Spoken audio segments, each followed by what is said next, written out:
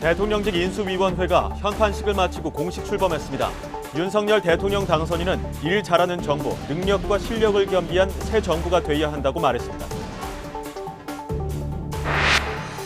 윤석열 대통령 당선인 측은 봄꽃이 지기 전에 국민에게 청와대를 개방해 산책할 수 있도록 하겠다고 밝혔습니다. 대통령실 이전은 광화문 외교부 청사와 용산 국방부 청사를 답사한 뒤 의견을 모아 논의하는 과정을 거칠 것이라고 말했습니다. 민주당은 대통령직 인수위원회가 특정 학벌과 특정 연령대의 인물 위주로 채워졌다며 비판을 쏟아냈습니다.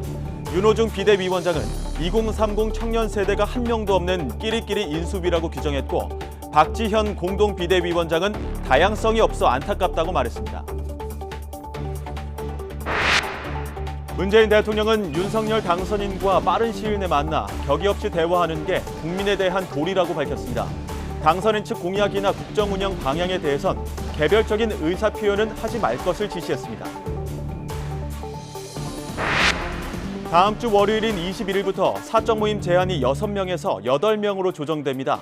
식당과 카페 등 다중이용시설 영업시간은 지금과 같이 밤 11시까지로 유지됩니다. 20일 동안의 우크라이나 침공으로 러시아군 7천여 명이 전사한 것으로 추정된다고 미 언론이 보도했습니다.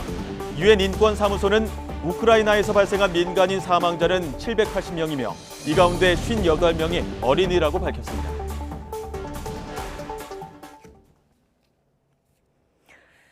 네, 윤석열 대통령 당선인의 인수위원회가 오늘 현판식을 열고 공식 출범했습니다. 집무실 이전 등을 두고는 장외 설전도 지금 벌어지고 있는데요.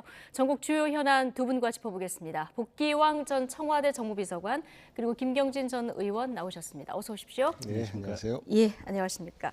자, 오늘 오전에 인수위 현판식을 했고요. 이어서 당선인 주제로 첫 번째 회의도 열렸는데요. 현장에서 나온 발언 먼저 듣고 오시겠습니다.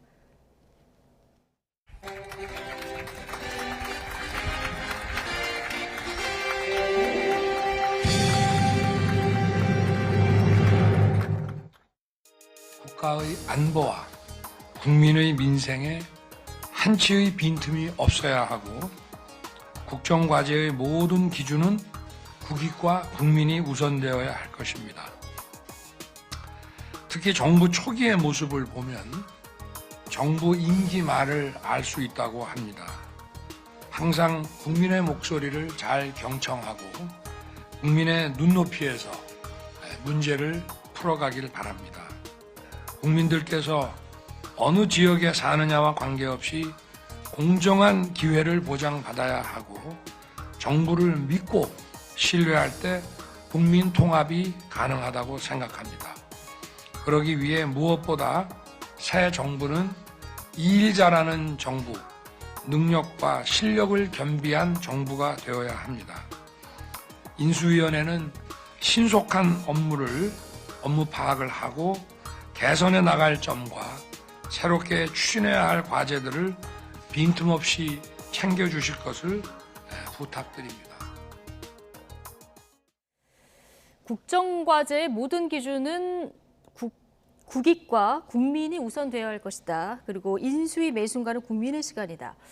자, 지금 한 대목을 듣고 오셨는데 이 대목에서도 국민이라는 단어가 굉장히 많이 나오네요.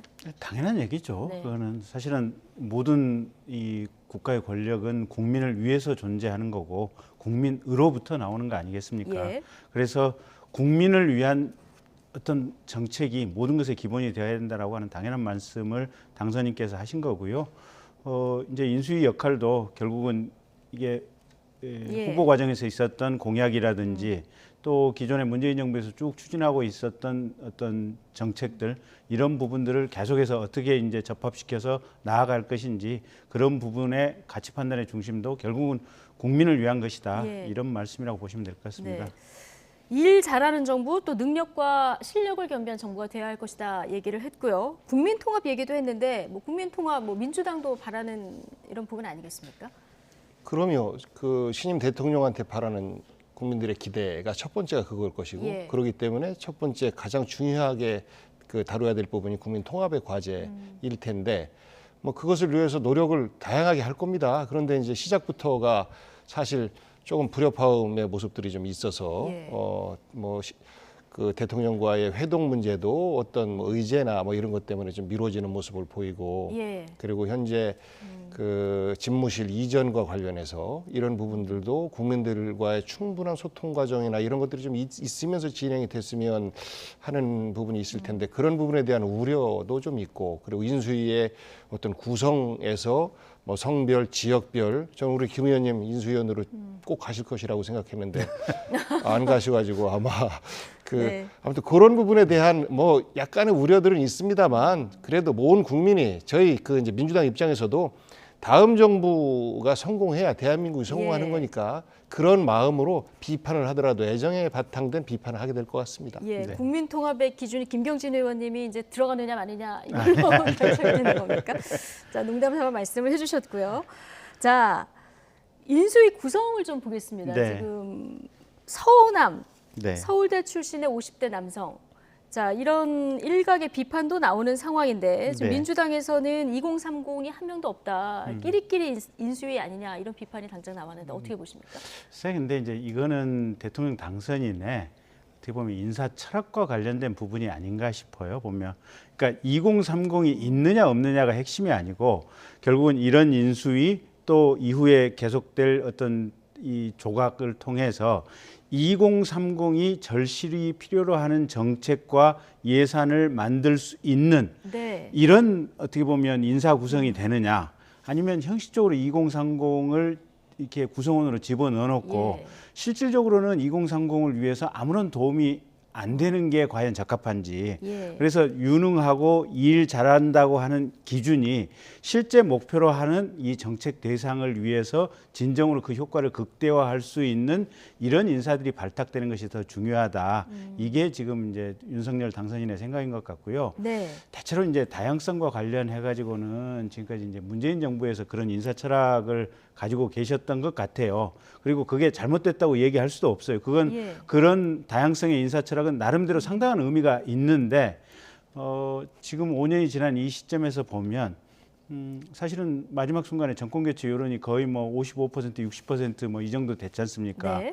그리고 국민들은 이게 대한민국의 국론은 분열됐고 국민들의 마음은 갈라졌다라고 평균적으로 지금 느끼고 있는 거거든요, 보면. 그러면 인적 구성은 다양성을 가지고 이게 이 강요들이란 이렇게 구성을 했는데 네. 결과로서는 사실은 문재인 정부는 나왔던 부분은 그게 그렇게 신통한 효과가 나오지는 않았거든요. 예. 그래서 윤석열 당선인의 인사 철학은 가장 일을 잘할 수 있는 그래서 국가를 위해서 필요한 최선의 정책이 나올 수 있는 그런 어떻게 보면 능력 있고 실력 있는 이런 기준을 가지고 인선을 하겠다 이런 네. 부분이니까 또 한번 국민들께서 지켜봐 주시면 어떨까 싶습니다. 알겠습니다. 형식적인 안보보다는 능력 위주의 발탁이라는 말씀을 해주셨는데 네. 그러면 뭐 세대나 지역의 안배 이런 걸 떠나서요. 네.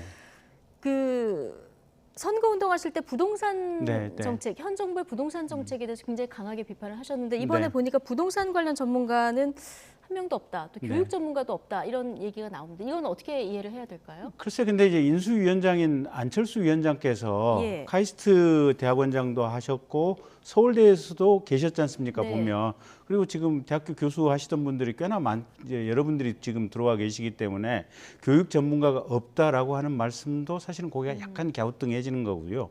이제 부동산 관련해 가지고도 지금 가령 우리 이제 국토교통부 지금 역할 아니겠습니까? 그런데 국토교통부 내에서도 지금 다양한 역할들이 있거든요. 보면 네. 그래서 결국 어제 김은혜 대변인 말씀으로는 이제 부동산 관련된 유능한 인재를 전문위원으로 들어오시게 해서 그 부분과 관련된 전문적인 내용을 정리하도록 하면 되겠다.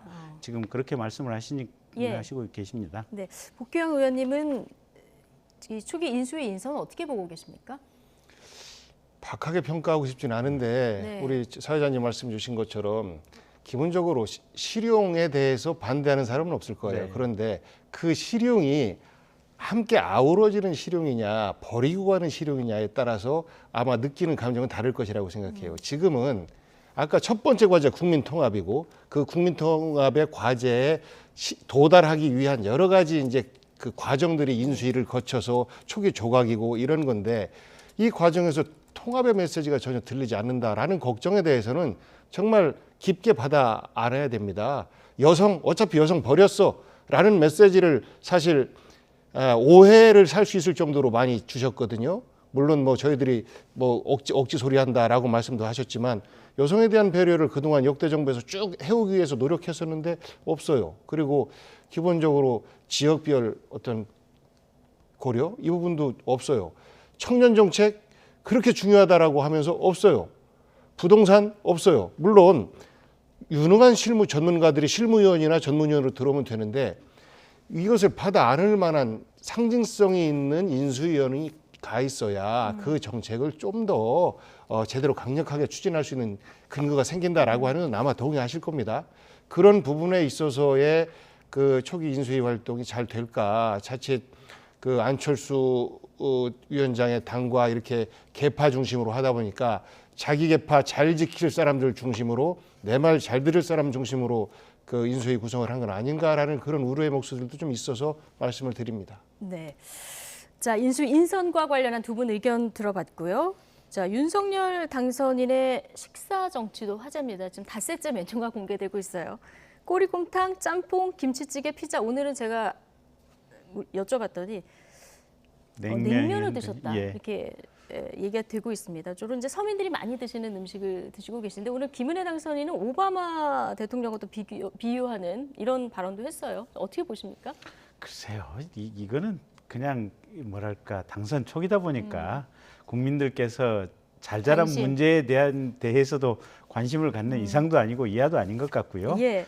근데 다만 이제 이런 거 있어요. 저도 이제 국회의원 4번 나가서 한 번 딱 네. 해봤는데 국회의원 하는 동안에 지역구 주민들하고 만나가지고 뭐 바지락 칼국수 시장에서 먹고 뭐 맛있거든요. 보면 네. 맛있게 먹고 있으면 의원님이 이것도 정말 맛있게 잘 드시네요. 이제 근데 이게 뭐랄까 머릿속에 기준 좌표의 허상이거든요. 그러니까 예. 저 사람들은 뭔가 비싼 것을 먹고 뭔가 매우 고급스러운 것을 먹을 거다라고 하는 이런 생각을 가지신 분들이 의외로 많아서 네. 대통령 당선자쯤 되고 뭐 전에 검찰총장을 하셨던 분이라면 뭐 되게 비싼 식당에 가서 비싼 것 드실 것이다라고 하는 이런 생각을 하신 분들이 의외로 있을 수가 있는데 사람 다 똑같아요. 보면 예. 별 차이 없고요. 다만 이제 정치적으로 보면 실은 이제 대통령 취임 이후에 이제 야당의 어떻게 보면 상임위원장들이라든지 또는 야당의 상임위원회 예. 뭐 간사 국회의원들하고 얼마만큼 이렇게 조용히 식사하고 그 과정에서 국정의 쟁점 현안에 대해서 얘기를 할 수 네. 있는지 이제 그게 얼마만큼 많이 만들어질지가 관심인데 제가 볼 때는 윤석열 당선자께서 워낙 요리도 잘하시고 뭐 흉어물 없이 뭐 술도 한 잔씩 하시고 이러니까 그런 자리들이 많이 만들어지지 않을까 그렇게 기대를 해봅니다. 예. 어쨌든 혼밥은 안 하겠다 이 약속은 지금 지켜가고 계신데 말씀하신 대로 이제 앞으로 국정 운영하다 보면은 상대 진영하고도 격한 대치도 있을 이런 상황이 될 수도 있고요. 자, 이제 상대 진영하고도 식사하는 자리를 좀 많이 늘리면 좋을 것 같다 이런 생각도 들었는데 어떻게 보셨습니까? 뭐 식사든 전화든 네. 뭐 차를 마시든 많은 대화를 하는 것이 중요하다라는 생각을 하고 아까 혼밥에 대해서 저는 우리 문 대통령께서 굉장히 억울하실 것 같은데 혼밥 안 하세요. 네. 네. 혼자 밥 먹으면 맛없지 않습니까? 네. 아무리 진수성찬을 갖다 놓고 먹어도 그 이 혼밥이라는 이야기가 전임 국회의장께서 문 대통령께서 청와대에서 참모들과 먹는 거 이것도 혼밥이다라고 말씀하셨어요. 사실 참모들과 점심시간에 뭐 저도 여러 차례 그렇게 했었으니까 식사를 하면서 조금 더 편안한 분위기에서 어떤 현안에 대해서 말씀도 듣고 그러고 나서 이제 어떤 결정을 내리는 과정을 거치는데 그 참모들과 하는 것보다 사실 뭐 국회 지도자라든지 국민 어떤 각 뭐 대표들이라든지 이런 분들과 만남을 더 자주 가져라 그러면서 혼밥이다라고 했는데 숨어서 혼자 먹는 것처럼 그렇게 공격을 국민의힘에서 해오셔서 네. 절대 그런 혼밥 아니고 그런 개념에서 보면 여기도 이분도 사실 참모들이랑 식사하시는 거 아니겠습니까? 네. 이것도 혼밥이거든요. 네. 그래서 저는 많은 소통을 위한 노력들을 해야 된다. 대통령께서 당선자께서 그 문 대통령께서도 초창기에 그런 소통의 상징적인 모습 보이고 또 국민과의 대화 이런 걸 하면 또 지지율이 쭉 올라가고 했었는데 국민들은 그렇게 우리 옆에 자주 보이는 모습, 예. TV를 통해서라도 자주 보는 모습을 기대를 하고 있어서 예. 그런 부분에 대해서는 앞으로 이렇게 구중궁궐이라고 하는 것이 실제 담장 높이라기보다는 심리적 높이 아니겠습니까? 네. 더더군다나 검찰총장을 하신 분이라서 그런 것에 빠질 수 있는 우려가 굉장히 높아요. 주변 분들도 그렇게 모셔요. 그리고 의전 문화가 국민의힘이 훨씬 더 세요. 민주당은 같이 놀아요, 대표도. 근데 사실 국민의힘은 제가 이렇게 만나본 결과 보면 굉장히 좀 윗분 대하는 게 어려워합니다. 그렇습니까? 그래서 이준석 대표는 뭐 자전거 타고도 다니죠. 자전거 타고 쇼 한번 따겠죠. 네, 국회 정문 앞에 있는 국회의사당 여기서 내려가지고 한 500m 따릉이 타고 쇼 한번 딱 했어요. 그건 쇼고. 이거는 이제 진정성 있게 볼 수 있는 부분도 있고요. 예. 그건 쇼 한 번 쇼였어요. 그건 정확하게 한 500여 미터 하고 그 다음부터는 안 했는데 그런 쇼 말고 정말 진정성 있게 열어놓고 국민들을 만나면 국민들이 박수 쳐줄 것이다라고 아니 생각합니다. 일단 저랑 우리 복귀한 대변인님이랑 둘이 만나서 자주 식사 같이 하시죠 뭐. 두 분이 같이 식사를 하셔서 좀 꼬여 있는 문제들은 네. 대화를 해서 의견을 전달해 주시는. 방송 전에 좀 가급적이면 대화도 좀 일치시켜보고. 알겠습니다. 요직으로 가셔야 되는데. 네, 좀 훈훈하게 마무리를 했고요. 어쨌든 소통이 굉장히 중요하다. 지금 얘기를 두 분이 뭐 해주셨고요. 자, 국민 속으로 들어가서 더 소통하겠다라고 하면서 나온 것이 이제 청와대의 집무실을 밖으로 네. 이전하겠다. 이 부분 아니겠습니까? 집무실 이전 계획도 속도를 내는 것은 같습니다. 당선인 측에서는 오늘 후보지로 압축된 외교부 청사 그리고 국방부 청사 현장 방문에 나섰는데요. 각각의 장단점을 한번 좀 살피고 올까요? 박성원 앵커가 정리해드립니다. 네, 윤석열 대통령 당선인이 취임 후 어디로 출근하게 될지 많은 관심이 쏠리고 있는데요. 광화문 시대냐 용산 시대냐 후보지를 두고 오늘 현장 담사까지 이루어지고 있습니다.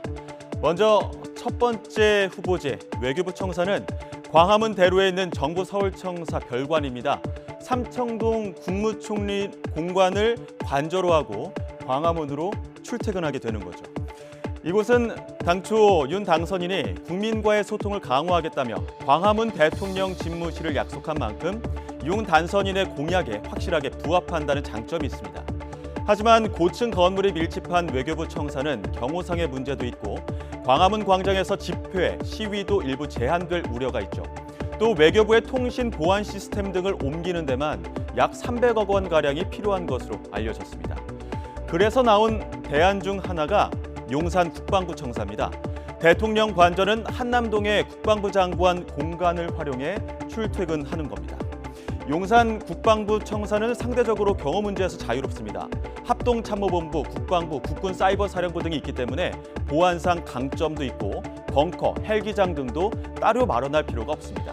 또 윤 당선인의 대통령 집무실 구상은 미국 대통령 집무실이 있는 백악관 웨스트 윙인 것으로 알려졌는데요. 이 백악관처럼 집무실 근처까지 시민들이 다가갈 수 있는 개방형 스타일입니다. 일하는 대통령을 국민이 볼 수 있게 한다는 의도죠. 하지만 청와대 용산 이전에 대한 반대 목소리도 뚜렷합니다. 직접 들어보시죠. 그러니까 이거는 오히려 대통령이나 무슨 경호처가 가가지고 이렇게 쓸 수 있는 시설이 아니라 군인들이 임무에 전념할 수 있게 보호해줘야 될 공간이거든요. 근데 여기서 대통령이 NSC 상임을 연다, 여러 안보관계 장관 회의 같은 거를 유사시에 한다 그러면 앉을 자리도 없어서 서서 해야 되는데 이게 한마디로 말해가지고 국가안보의 ABC를 모르는 아주 그 비전문가들이 이런 얘기를 그냥 내질러 버리니까 군인들이 들으면 거의 기절할 얘기예요. 윤 당선인 측은 봄꽃이 지기 전에 국민 여러분께 청와대를 돌려드리겠다고 밝혔는데요. 그렇다면 윤 당선인의 취임 첫 출근길은 어디로 향할까요? 오늘 현장 점검 결과를 지켜보시죠.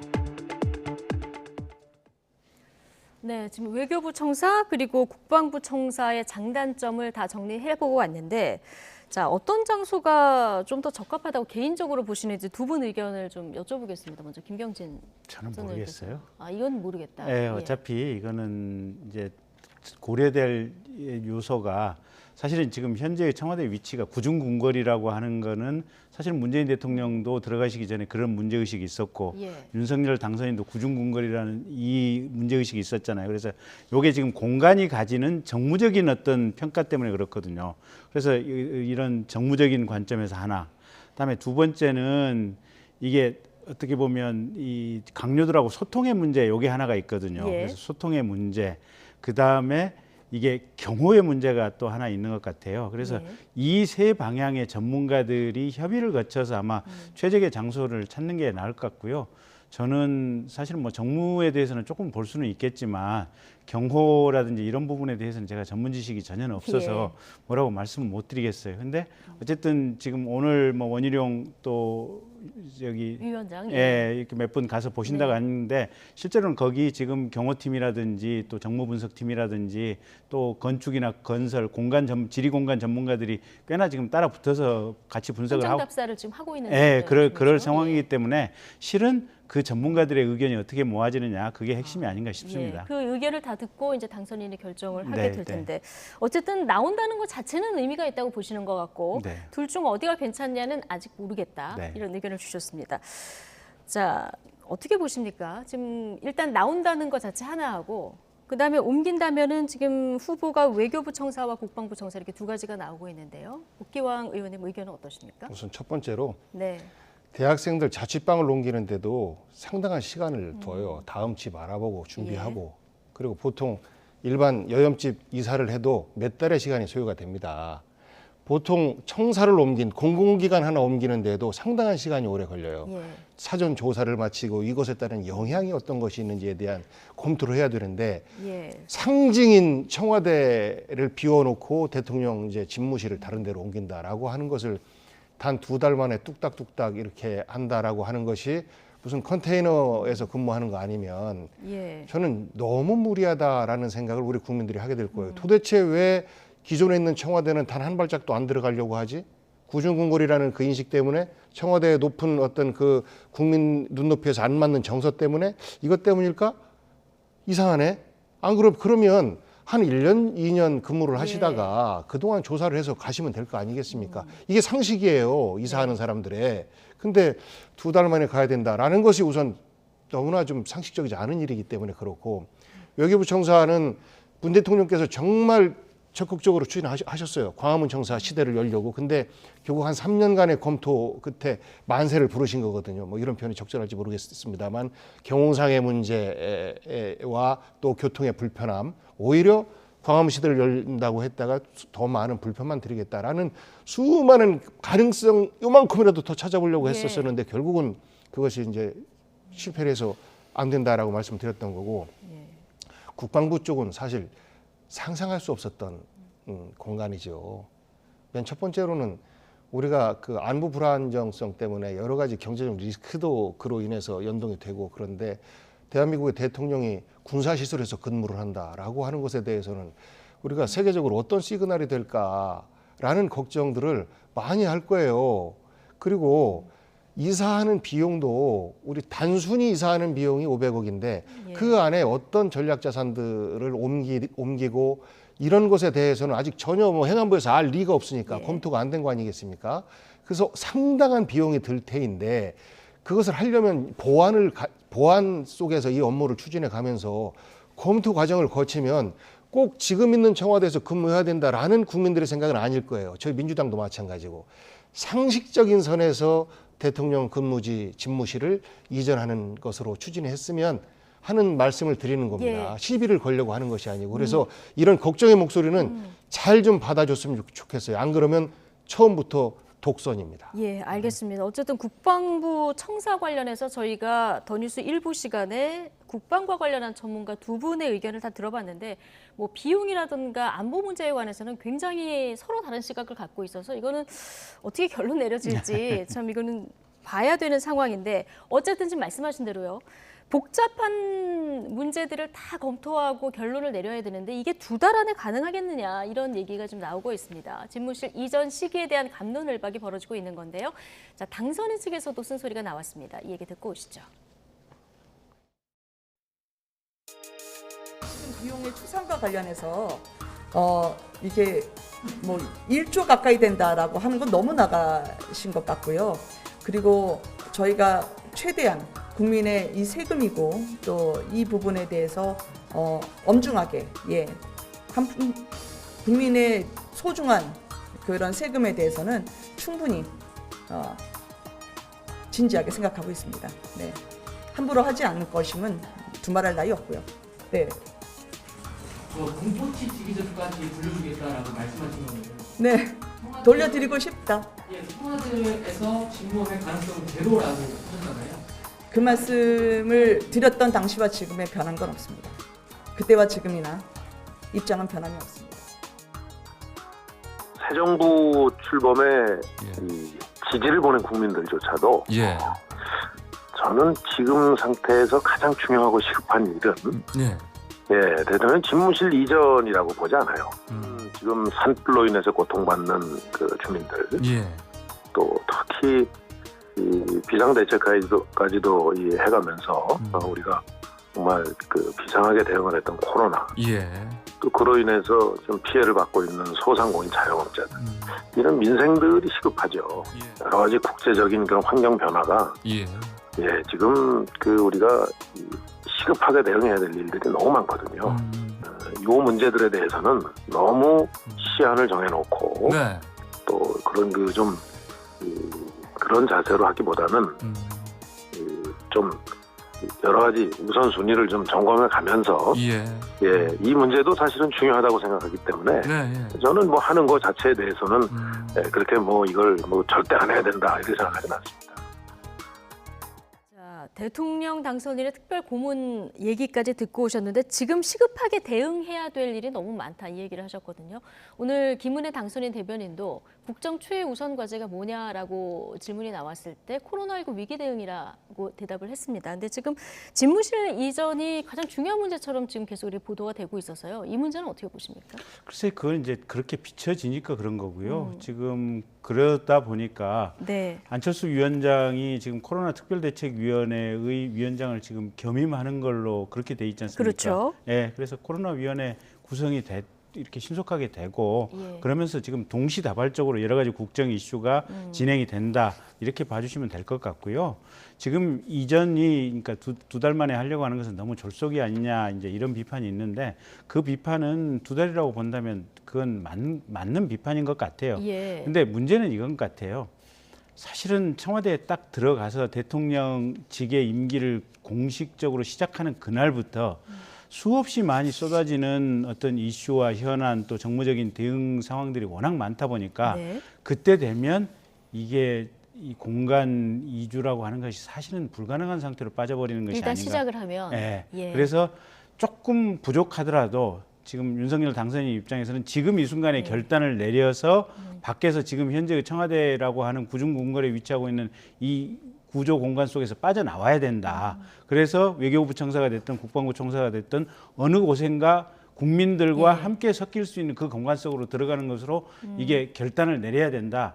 이게 지금 윤석열 당선인의 생각이신 것 같아요. 그래서 그 부분은 뭐 너무 졸속이냐라고 비판을 한다면 그 비판을 받을 수는 있겠지만 이런 방식으로 결단을 내리는 것도 또 부득이한 면이 분명히 있다. 이렇게 이해해 주시면 좋을 것 같아요. 알겠습니다. 어쨌든 오늘 현장 답사까지 해서 종합적으로 검토하고 뭐 오늘 결론이 안 나오더라도 주말 이후에 나올 것 같다 이런 얘기가 나오는데 이제 결과 지켜보도록 하고 근데 어제 이 집무실 이전 문제를 두고 당선인 측하고 청와대 참모진 사이에 좀 날선 발언들도 오갔는데 대통령과 당선인 간 회동이 무산된 이후에 현안마다 지금 정치권 장외 대결도 좀 이어지고 있습니다. 오늘 문 대통령 측에서도 그리고 인수위 측에서도 이러다 보니 자중하라 이런 메시지가 나왔습니다. 양측 목소리 다 듣고 오시죠. 문 대통령은 당선인 측의 공약이나 국정 운영 방향에 대해 개별적인 의사표현은 하지 말 것을 지시했습니다. 한편 유영민 비서실장도 17일 청와대 직원들에게 다음과 같이 공지한 바 있습니다. 당선인 측의 공약이나 정책, 국정 운영 방향에 대하여 SNS 또는 언론에 개인적인 의견을 올리거나 언급하지 않도록 주의해 주시기 바랍니다. 위원분들은 개별적인 의견은 자제해 주시기 바랍니다. 대외적으로. 그래서 만약에 언론에서 어떤 의견을 물으실 때 모두 다 저나 대변인에게 넘겨주셨으면 합니다. 예전 예들을 제가 살펴보니까 위원분들이 개별적으로 검토해 보겠다 그런 말만 하더라도 이 정책들이 뭐 변경되거나 폐기된다고 하면서 굉장히 사회 혼란이 많이 옵니다. 그래서 그 점 좀 명심해 주시는 것이 첫 번째 당부입니다. 네. 자, 함구령, 발언 자제령이 지금 내려진 상황입니다. 자, 문재인 대통령과 윤석열 당선인 이 두 분 회동이 당일 아침에 갑자기 취소돼서 굉장히 어안이 벙벙한 국민들도 있었을 텐데 회동 날짜가 잡힐 거라고 보십니까? 모르겠어요. 당내에서 여러 가지 의견을 들으실 텐데 이거 좀 긍정적인 시그널이 아닌가 싶었는데 그렇지는 않습니까? 글쎄, 그러니까 오늘 아침에 이제 대통령께서 조금 예. 청와대 참모진 뭐 박수현 이제 대변인이나 예. 아니면 우리 탁현민 의전 비서관 예.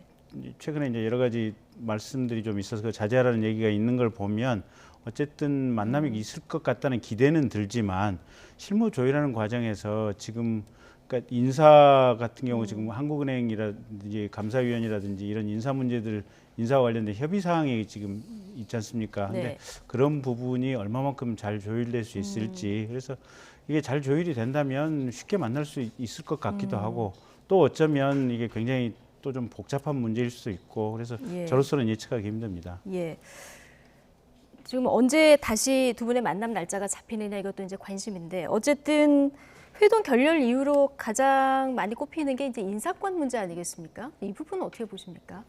우선 회동과 관련해서 예. 전 당선자 측에서 회동하고 바로 이어서 어떤 성과에 대한 브리핑을 내놓고 싶어 하는 욕심만 버리면 언제든지 회동 가능하다라는 말씀을 드리고 있고 우리 대통령께서도 그런 메시지를 내셨어요. 예. 조만간에 만나길 희망한다라고.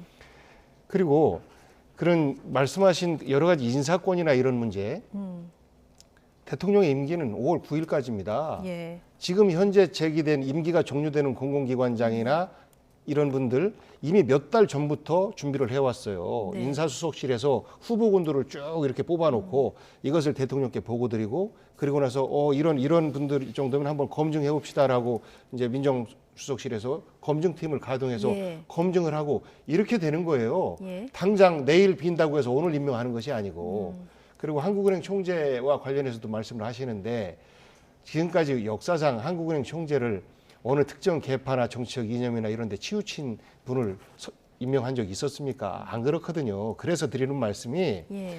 저는 대통령의 임기 동안에 있던 인사권에 대해서는 저는 여기에 대해서 브레이크를 거는 것은 사실 이거 점령군이 하는 짓이다라는 말씀 드리고 지금까지도 쭉 그런 뭐 반복돼 왔습니다만 제도를 고치든지 그렇지 않으면 지금 와서 대통령 임기 2년을 빼달라라는 말하고 똑같은 거 아니겠습니까? 네. 근데 단 전제는 두 분이서 허심탄회하게 바깥으로 내가 담판을 통해서 이거 따냈습니다 라고 성과 자랑하려고 하지 말고 예. 허심탄회하게 말씀하시면 그런 인사의 문제에도 차기 대통령의 임기와 같이 하는 공공기관장에 대해서는 뭐 이렇게 의견을 좀 들었으면 좋겠다라는 말씀을 전 문 대통령께서 먼저 하실 수 있다고 생각해요. 근데 예. 이런 것들을 검찰총장부터 시작해서 하다못해 비상임 임기제 1년에 한 4번 회의하고요.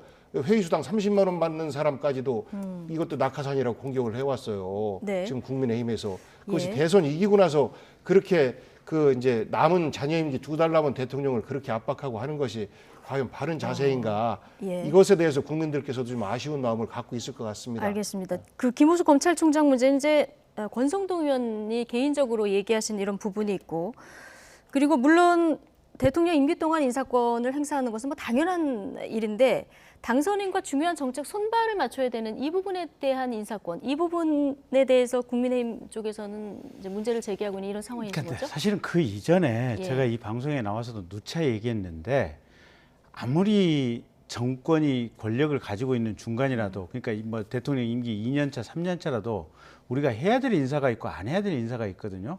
근데 문재인 정부 때 우리가 계속해서 봐왔던 것은 아니 세상의 해외 주요 국가의 대사 자리를 문재인 캠프 대선 캠프에 있었다는 이유로 그냥 지방에 어디서 교수하시던 분 그냥 낙하산으로 갖다 꽂아요 보면 그런 식으로 공사, 영사 이 직업 외교관들 수없이 많이 꽂았거든요. 네. 심지어 각급 공기업들 같은 경우 그냥 민주당의 무슨 어디 강원도당 뭐 사무처장 하던 사람들 갖다가 그냥 어디 공사 이사장이나 공사 감사에 꽂았어요. 그런 걸 제가 수십 번, 수백 번을 봐왔어요. 그러니까 평소에도 문재인 정부 인사가 그러니까 최소한 그 직역에서 전문성이라도 가진 사람들을 발탁해서 인사를 했다고 한다면 아 그나마 이거는 그냥 이해할 수 있겠다라고 했는데 이 지금 대통령 당선 전후 이걸 가리지 않고 본래 인사를 할 때도 문재인 정부에서 너무 민주당과 관련된 정치 권력과 관련된 사람들을 전문성에 연관성도 없이 그냥 갖다 꽂는 인사를 5년 내내 해왔기 때문에 그걸 비판을 했었는데 대통령 선거 이후에도 지금 그와 같은 일이 계속해서 반복되고 있고 예. 특히 더 나아가서 가령 하는 총재다 또는 감사위원이다 이러면 차기 대통령과 주요한 경제 정책 또는 주요한 정책의 타당성 문제를 심의할 수밖에 없는 그런 자리인데 함께 할 수밖에 없는 그런 자리인데 그런 자리를 퇴임하는 대통령이 거의 후임 대통령 임기 내내 함께 할 수밖에 없는 그런 구조를 만들어 간다? 이거는 사실은 말이 안 되는 인사권을 행사하려고 하는 거죠. 예, 알겠습니다. 인사권도 최소한의 어떤 한계가 있다고 봐야죠. 비워놓고 갈 수는 없고 그러면 그걸 비워놓고 가세요. 그렇게 하면 국가 시스템이 그동안 공백이 되는 것인데 시스템이 저는 그거는 맞아요. 정말 잘못된 국가 운영에 대한 관점이라고 생각해요. 비워놓고 가면 안 됩니다. 채워야 되는데 이 과정에서 두 달 후에 윤석열 대통령이 잘 채울 테니까 비워놓고 가세요. 자, 잠깐 문재인 대통령이 세세만 년 윤석열 차기 대통령이 세세만 년 윤석열 대통령도 똑같이, 다음번에 대통령 당선되면 비워놓고 가시라고 얘기할게요. 똑같이 부메랑이 된다. 자, 다음 대통령이 윤석열 대통령 다음 대통령이 나 윤석열 대통령 있었던 자리에서 근무 안 해. 그러면 또 1,000억, 2,000억 얼마가 들든 간에 또 이사를 해야 되는. 제가 윤석열의 이런 거 참모가 반복하지 되면 말라는 이야기예요. 윤석열의 참모가 되면 다음 대통령 선거 딱 다음 날부터 인사권 일체 행사하지 말고 후임 대통령한테 비워놓고 가세요. 이렇게 얘기 드리겠습니다. 그렇게 안 될 겁니다. 비상식적인 말씀입니다. 자, 알겠습니다.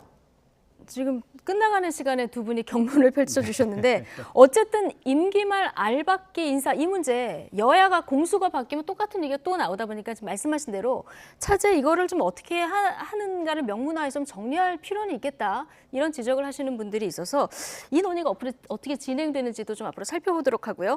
민주당 이야기 복귀왕 의원님께 한 가지만 좀 여쭤보겠습니다. 자, 윤호중 원내대표 쿨하게 결정하겠다 얘기를 했는데요. 앞서 이제 2시 반쯤에 기자회견을 했습니다. 얘기를 들어보면은 앞으로 그 직분 성실히 수행하겠다. 민주당의 반석은 개혁해서 승리하라는 것이다. 이런 얘기를 한 걸로 봐서는 현 비대위 체제 그대로 이제 유지된다 이렇게 보면 됩니까? 그렇습니다. 여기에서 비대위원장을 바꾸고 또 비대위 구성을 바꾸고 한다고 해서 100% 동의가 나오겠습니까?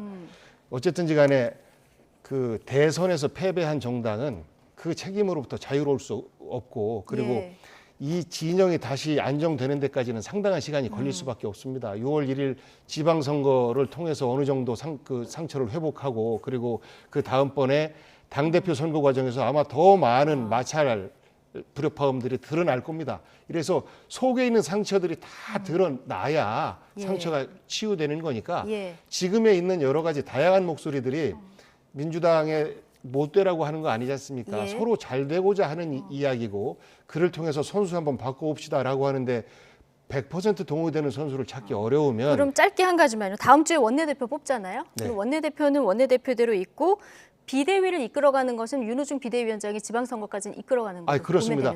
그러니까 우리 당원 당규상에 당 대표가 없으면 원내대표가 그 다음 역할을 해요. 비상대책위원장으로. 그런데 똑같이 선거가 앞두고 있으니까 그러면 빨리 원내대표를 먼저 뽑고 비대위원장으로 윤호중 대표가 다음 지방선거와 다음 선거 때까지 당을 비상 운영하자 이렇게 된 겁니다. 알겠습니다. 자, 두 분 말씀 오늘 여기까지 듣겠습니다. 복귀왕 전 청와대 정무비서관 그리고 김경진 전 의원 두 분과 함께했습니다. 고맙습니다.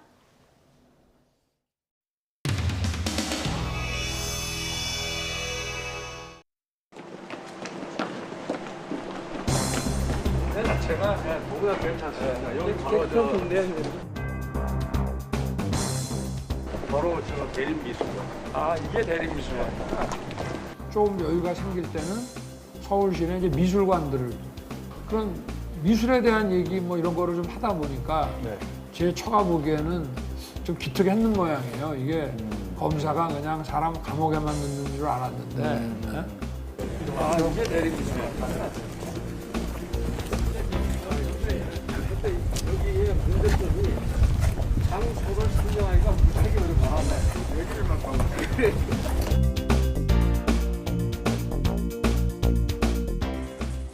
지금까지의 청와대는 시민의 소통에서 단절돼 있고 고립이 돼 있었습니다. 국민보다는 대통령에 더 집중하고 있는 구조입니다. 비서동에서 대통령의 집무실까지 올라가는데 상당한 시간이 소요됩니다. 현재 청와대는 다시다시피 대통령이 관저에서 저 위에 본관에서 근무를 하시지 않습니다. 이 비서동으로 내려와 계시거든요. 그래서 대통령께서 찾으시면 뭐 1분 안에 대통령을 뵐 수 있는데 청와대 집무실을 이전하겠다는 황당한 선택지를 해버립니다. 대통령 집무실의 국방부 졸속 이전은 안보 해악의 근원이 될 것입니다.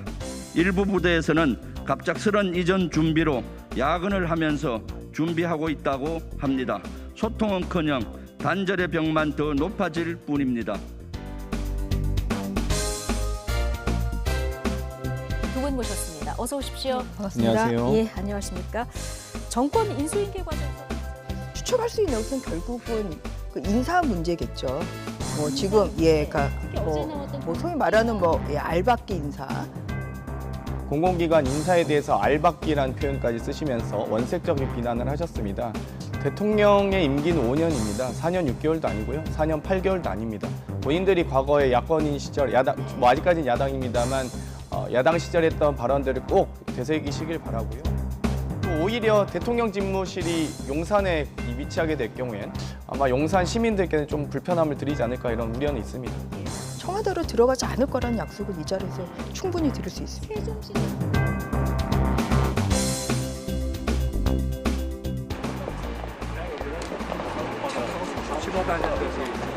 잘 못 보다가 걸어다니는 곳이라 분들이 많습니다. 이 동네가 많이 새로 정리가 됐어요.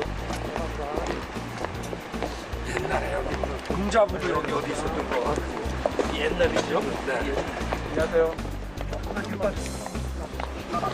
전화를 계속 쓰세요. 네네.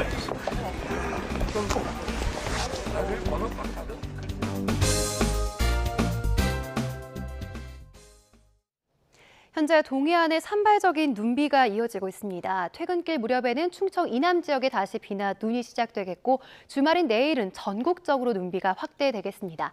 어제부터 지금까지 강원 산간에는 30cm 안팎의 폭설이 쏟아졌는데요. 내일까지 강원 산간과 경북 북동 산간에 최고 30cm의 눈이 더 내리겠고 강원 내륙과 경기 남부, 충북 북부에도 최고 8cm의 눈이 내리겠습니다.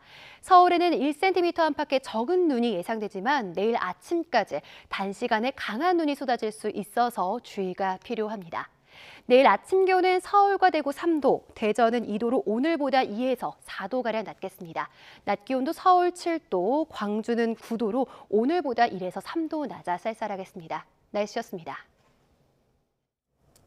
네, 금요일 더 뉴스 마치겠습니다. 함께해 주신 여러분 고맙습니다.